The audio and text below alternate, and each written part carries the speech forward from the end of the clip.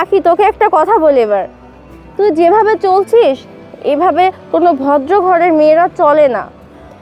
আর তুই যে কি বললি তোর বাবার অনেক টাকা পয়সা আছে তাই তুই যেভাবে ইচ্ছা সেভাবে চলতে পারিস, না, এটা সম্পূর্ণটা ভুল।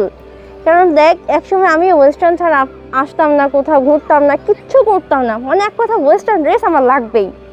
তবে এখন দেখ, আলহামদুলিল্লাহ, আল্লাহর কাছে হাজার হাজার শুকরিয়া যে আমি এমন একজন ধার্মিক স্বামী পেয়েছি।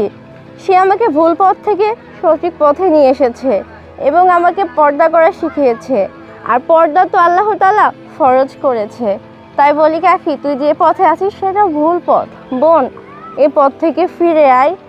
আর দেখ, তুই যে চুল কালার করেছিস বা তুই চুল আলগা করে ঘুরেছিস, যত পরপুরুষ তো চুল দেখছে বা তোর শরীর দেখছে, বিশ্বাস কর বোন, তোর এক একটা চুলের কাছে যদি 70টা করে সাপ হয়ে তোকেই কামড়াবে। আর তোর এই রূপ, যৌবন, সৌন্দর্য, এগুলো তো সব স্বামীর আমানত। এই আমানতের খেয়ানত করিস না। আর দেখ, আমাদের এই দেশে কত মানুষ ধর্ষণ হচ্ছে। আচ্ছা, মেয়েরা কেন ধর্ষণ হচ্ছে জানিস? ওই যে আমরা ওয়েস্টার্ন ড্রেস পরি তার জন্য। কারণ ওয়েস্টার্ন ড্রেস পরবি, পুরুষের তত দৃষ্টি আকৃষ্ট হবে তোর ওপরে, বা আমি যদি পরি আমার ওপরে। আর যখন তুই দেখ পর্দা করে চলবি, কেউ তোর দিক তাকাবে না, সবাই মাথা